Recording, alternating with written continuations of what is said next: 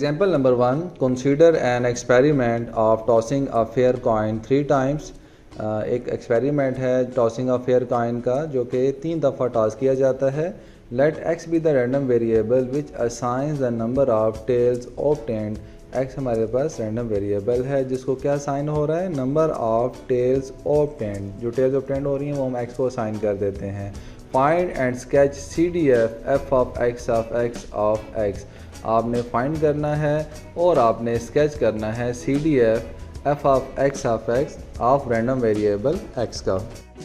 सी D F की definition के मुताबिक F of X is equal to probability X less than equal to X. किसी भी point के ऊपर सी डी एफ के लिए आपको प्रोबेबिलिटीज़ का मौजूद होना ज़रूरी है. तो सबसे पहले हम प्रोबेबिलिटीज़ को फाइंड आउट करेंगे और प्रोबेबिलिटीज़ के लिए हमारे पास सैम्पल स्पेस का होना ज़रूरी है. तो हम सैम्पल स्पेस को भी यहाँ पे राइट डाउन कर लेंगे. तो हमारे पास 3 कॉइन्स हैं और इसकी सैम्पल स्पेस को अगर हम बाइनरी सीरीज़ के थ्रू डिज़ाइन करें तो आपके पास 3 कॉलम बनेंगे और 8 रोज़ बनेंगी. क्योंकि alpha is equal to M raise power N permutation. M आपके पास number of possibilities of a coin जो कि 2 हैं. नंबर ऑफ़ कॉइन्स को 3 दफ़ा टॉस किया जा रहा है या नंबर ऑफ़ कॉइन 3 हैं तो 2 raise power 3 is equal to 8. तो 8 आपके पास क्या होंगी, रोज़ होंगी और 3 कॉलम्स होंगे क्योंकि हमारे पास 3 कॉइन्स हैं. तो सबसे पहले कॉलम में आप 1 के डिफरेंस के हेड और टेल को राइट करेंगे. Head tail head tail head tail head and tail. Similarly 2 के डिफरेंस के साथ हम राइट डाउन करेंगे head head tail tail head head tail and tail. And then 4 के डिफरेंस के साथ head head head head tail tail tail and tail. This is the sample space of 3 coins. अब हम probability को find out करेंगे. Probability ठीक है at x is equal to 0. ठीक है जी, जहाँ पे टेल्स 0 हों तो हम टेल्स को भी थोड़ा सा यहाँ पे डिफाइन कर लें. यहाँ पे नंबर ऑफ़ टेल्स जो हैं वो 0 हैं. यहाँ पे नंबर ऑफ़ टेल्स 1 है. यहाँ पे भी टेल जो है 1 है. यहाँ पे टेल्स 2 हैं. यहाँ पे भी टेल 1 है. यहाँ पे भी टेल्स 2 हैं. यहाँ पे टेल्स 2 हैं. यहाँ पे टेल्स 3 हैं. तो probability x is equal to 0 क्योंकि आप देख रहे हैं कि ये 0 से लेकर 3 तक जा रहा है. तो probability x is equal to 0 आपके पास क्या आ जाएगा, 1/8 के 1 एलिमेंट है और सैम्पल स्पेस के 8 एलिमेंट्स हैं तो 1/8 आ जाएगा. Similarly probability x is equal to 1 तो 1 वाले हमारे पास कितने हैं, 3. तो 3/8 इसकी प्रोबेबिलिटी आ जाएगी. Probability x is equal to 2. 2 वाले भी हमारे पास 3 एलिमेंट्स हैं जहाँ पे टेल्स आपको 2 नज़र आ रही हैं तो प्रोबेबिलिटी आ जाएगी 3/8. और probability x is equal to 3. 3 वाला जस्ट 1 एलिमेंट है तो प्रोबेबिलिटी आ जाएगी 1/8. प्रोबेबिलिटीज़ हमने फाइंड आउट कर ली हैं. अब हम CDF को फाइंड आउट करेंगे. प्रोबेबिलिटीज़ जो हैं वो देख लें, डिफाइंड हैं हमारे पास 0, 1, 2 और 3 पे. अब हम CDF 0 को देखते हैं. तो CDF 0 हमें क्या कहता है, probability x less than equal to 0. ठीक है, ये x रैंडम वेरिएबल को शो कर रहा है और बाकी जो देख रहे हैं कि ये पॉइंट है 0 के ऊपर आपने CDF को फाइंड आउट करना है. तो probabilities x less than equal to 0. 0 और 0 से कम वाली प्रोबेबिलिटीज़ को आपने ऐड करना है. आप यहाँ पे देख रहे हैं जस्ट आपके पास 0 की प्रोबेबिलिटी है और 0 से नीचे वाली साइड पे जाएं तो प्रोबेबिलिटीज़ अवेलेबल नहीं है. तो आपके पास क्या हो जाएगा, probability x is equal to 0. ठीक है, CDF of 0 is equal to probability x is equal to 0. ये बन जाएगा 1/8. सिमिलरली CDF ऑफ 1, ठीक है, probability x less than equal to 1 और 1 से लेस वाली प्रोबेबिलिटीज़ को आप ऐड करेंगे तो आपके पास आ जाएगा probability x is equal to 0 plus probability x is equal to 1.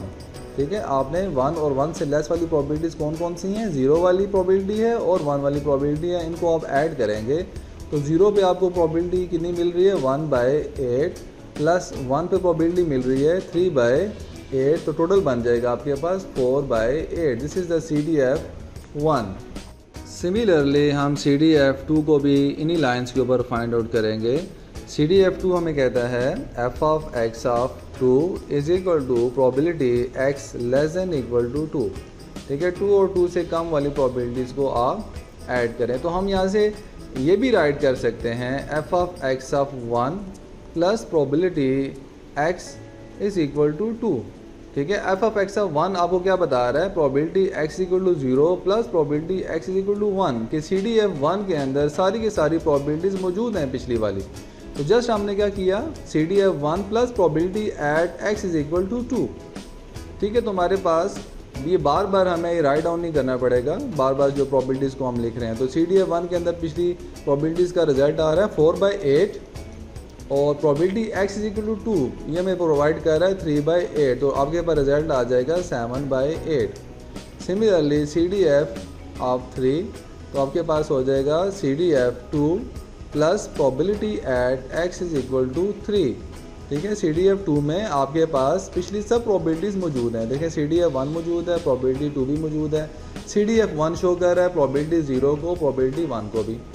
तो ये हमारे पास आ जाएगा 7/8 plus probability at x equal to 3 हमारे पास गिवन है 1/8, तो ये बन जाएगा 8/8 is equal to 1। C D F को फाइंड आउट करने के बाद हम स्केचिंग में बात करेंगे। तो सी डी एफ की value F of x of 0 पे 1/8 है, एफ ऑफ एक्स ऑफ 1 पे वैल्यू 4/8 है और एफ ऑफ एक्स ऑफ 2 पे वैल्यू 7/8 है और एफ ऑफ एक्स ऑफ 3 पे 1 है। ठीक है, एफ ऑफ एक्स ऑफ 4 को अगर हम देखें तो वो भी हमें 1 ही प्रोवाइड करेगा। कैसे कि C D F of 3 plus probability at x is equal to 4। ठीक है, तो सी डी एफ 3 हमारे पास क्या 1 है, प्रोबेबिलिटी 4 पे 0 है तो 1 ही मिलेगा। मतलब आप ऊपर वाली साइड पे जाएं तो आपको 1 ही मिलेंगे और अगर नीचे वाली साइड पे जाएं तो वो आपको 0 मिलेंगे। ठीक है, तो हम यहाँ पे एक्स एक्सिस पे डिफ़ाइन करते हैं this is the random variable और वाई एक्सिस पे कहते हैं कि यहाँ पे हमें C D F of X मिल रहा है।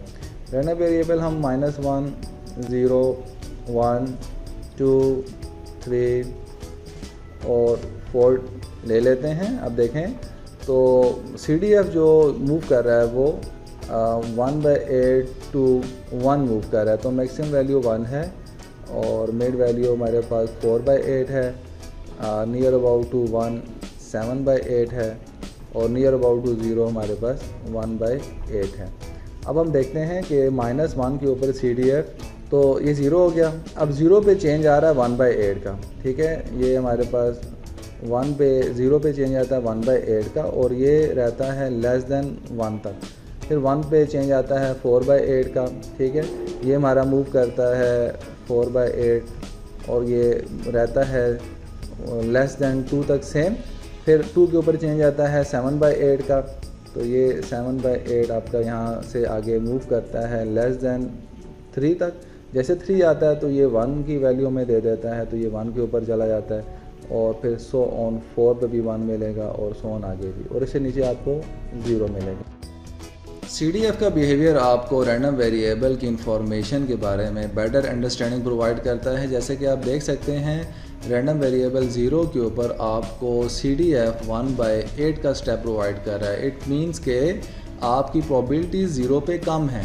ठीक है, और 0 के ऊपर जैसे कि हम देख रहे थे जो 0 आपके पास टेल्स थी वो भी आपके पास सैम्पल पॉइंट्स वो कम हैं। ठीक है, सिमिलरली 1 के ऊपर देखें तो आपको बड़ा स्टेप मिल रहा है। ठीक है, और इस स्टेप में अगर आप बात करें तो आपको यहाँ पे टेल्स 1 मिल रही हैं, उनके वो वाले सैम्पल पॉइंट्स क्या हैं वो ज़्यादा हैं जिसकी वजह से प्रोबेबिलिटी ज़्यादा है और यहाँ पे स्टेप भी आपको बड़ा मिल रहा है। सिमिलरली 2 पे भी देखें स्टेप बड़ा है। इट मीन्स कि जहाँ पे टेल्स 2 थी वो वाले सैम्पल पॉइंट्स वो भी ज़्यादा हैं जिसकी वजह से प्रोबेबिलिटी ज़्यादा होने की वजह से ये स्टेप भी बड़ा है। और 3 वाला जो सैम्पल आपके रैंडम वेरिएबल है वो आपको कम स्टेप प्रोवाइड कर रहा है और इस मीन्स के जहाँ पे टेल्स 3 हैं वो भी सैम्पल पॉइंट्स जो हैं वो कम हैं।